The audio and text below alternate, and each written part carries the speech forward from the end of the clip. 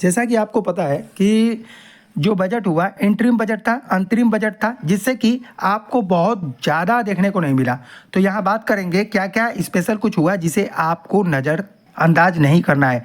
यानी कि यहाँ पर हिंट्स दिया गया फाइनेंस मिनिस्टर के द्वारा कि आपको किस किस सेक्टर में कैसे कैसे इन्वेस्टमेंट करना है। तो सबसे पहले चलते हैं EV batteries making and charging infra.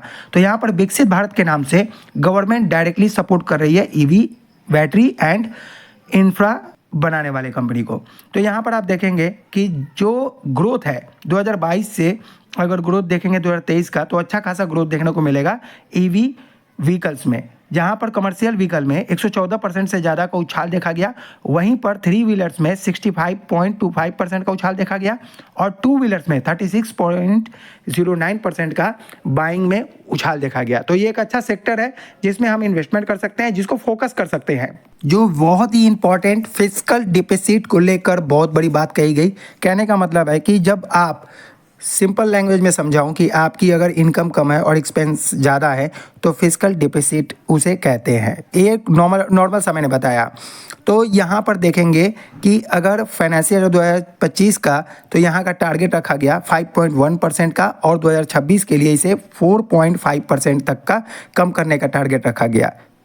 Financial 2024 में ये अभी 5.8 टू जीडीपी है। इसे पता चलता है कि गवर्नमेंट अब बोरोइंग कम करेगी। इससे गवर्नमेंट बॉन्ड मार्केट में तेज़ी देखने को मिलेगा और आपको फ्यूचर में जो फॉरेन इन्वेस्टर्स हैं उनके भी इन्वेस्टमेंट बढ़ते हुए हो सकता है नज़र आए।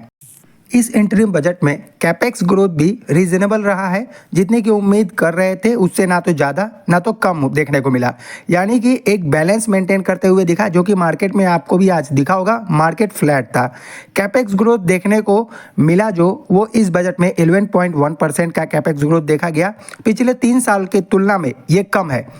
पूरा 11 लाख करोड़ से ज़्यादा का फंड एलोकेशन कैपेक्स के लिए निर्धारित किया गया।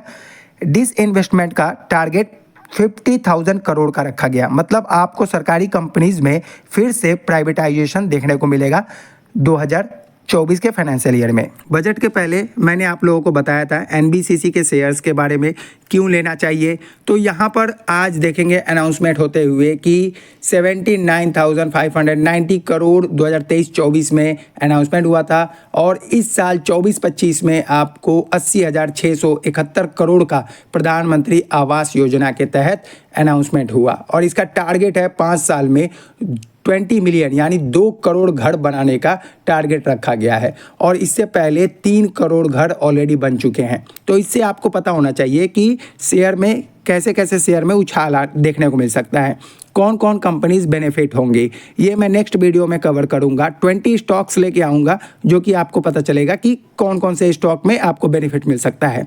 ये हुडको का शेयर देखिए जो कि आज अपर सर्किट लगते हुए 19.99%। एनबीसीसी का शेयर जो कि मैंने आपको बताया था, तो यहाँ पर 12% का ग्रोथ दिखा आपको। तो इस तरह से अगर आप नॉलेज के साथ बाइंग करते हैं तो डेफिनेटली आपको प्रॉफिटेबल शेयर मिलते हैं। अगर आपको पता करना है कि कौन कौन से शेयर्स अच्छे रिटर्न दे सकते हैं, जो फाइनल हमारा बजट आएगा गवर्नमेंट डिसाइड होने के बाद, तो डेफिनेटली हमारे साथ बन सकते हैं, हमें सब्सक्राइब कर सकते हैं, हमें फॉलो कर सकते हैं, हमारे बेल आइकन को प्रेस करके रखिए। डेफिनेटली हम ऐसे स्टॉक के लिस्ट लेके आएंगे और जो आपको बताएंगे कि कौन से स्टॉक आपको फ्यूचर ओरिएंटेड लगते हैं और आपको रिटर्न दे सकते हैं। Thank you so much for watching. मिलेंगे अनदर डिटेल वीडियो के साथ, तब तक के लिए tata bye bye and keep investing.